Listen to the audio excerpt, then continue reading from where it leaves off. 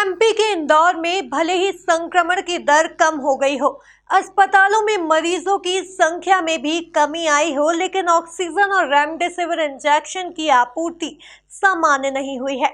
प्रशासन की माने तो आपूर्ति सामान्य होने में अभी भी 1 माह का समय लग सकता है। देखिए यह खास रिपोर्ट।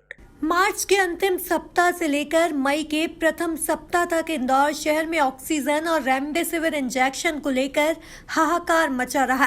जिला प्रशासन और स्वास्थ्य विभाग में इन दोनों की आपूर्ति सामान्य करने के लिए हर संभव प्रयास किए, लेकिन बीच की अवधि में प्रशासन भी घुटने टेकता नजर आया।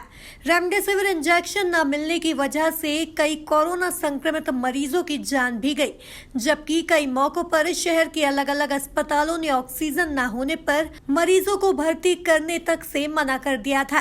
पिछले 1 सप्ताह से इंदौर में संक्रमण की दर में तेजी से कमी आई है, जिसका असर अस्पतालों में भर्ती मरीजों की संख्या में भी देखने को मिल रहा है।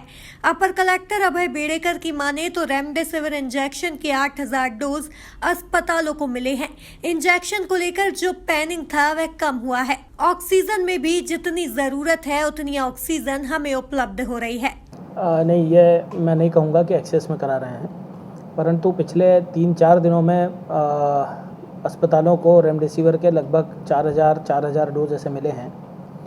तो अस्पतालों में रेमडेसिविर की स्थिति सुधरी है। उसके कारण से जिन लोगों को नहीं मिल पा रही थी या जिनके कारण बहुत पैनिक था मार्केट में या अस्पतालों में, वो पैनिक थोड़ा निश्चित रूप से कम हुआ है और लोगों को बेहतर तरीके से रेमडेसिविर मिल रही है। तो रेमडेसिविर में हम लोग एक्सेस में हो गए हैं या रेमडेसिविर में बड़े कंफर्टेबल हो गए हैं, ऐसा मैं नहीं कहूँगा, लेकिन रेमडेसिविर में जिस तरह का पैनिक था वो निश्चित रूप से कम हुआ है। जहाँ तक ऑक्सीजन का सवाल है, तो ऑक्सीजन में भी ये है कि हमें जितनी हमारे को नीड है उतनी ऑक्सीजन मिल रही है और उसका जो अवेलेबिलिटी का टाइम है वो भी इम्प्रूव हुआ है। उस कारण से उसमें भी जो पैनिक था कि बहुत एकदम से अस्पताल वाले शोर मचाने लगते थे कि हमें ऑक्सीजन मिल नहीं रही है, वैसी स्थिति नहीं है कहीं भी।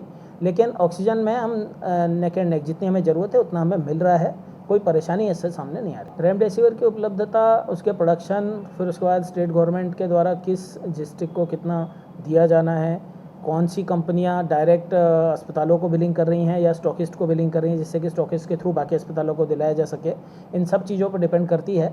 तो रेमडेसिविर के बारे में कुछ भी कह पाना मेरे स्तर से संभव नहीं है। रेमडेसिविर और ऑक्सीजन के बाद जिला प्रशासन के सामने वर्तमान में एंटी फंगल दवाइयों की आपूर्ति सामान्य करना एक बड़ी चुनौती है।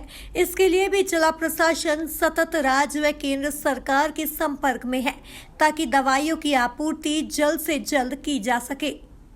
Bureau report, MP news Indore.